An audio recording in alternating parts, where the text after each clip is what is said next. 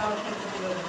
त्या पेपरवर मी मध जो टाकते, शुद्ध मध असेल तर त्या साईडने कुठून निघत नाही. मध ओळखण्याची रीत आहे, शुद्ध मध ओळखण्याची रीत आहे. अशा पद्धतीने बघायचं. आता आजकाल बाजारामध्ये साखरेच्या पाकापासून बनवलेली मध विकली जाते आणि त्याचा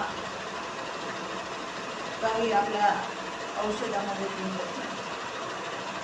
ही मध मी चांगली तोडून घेतलेली आहे.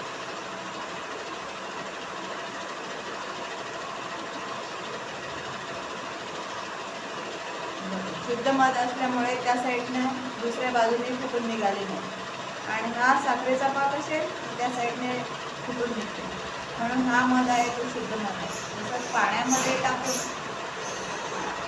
आपण ही मध पाण्यामध्ये टाकूया.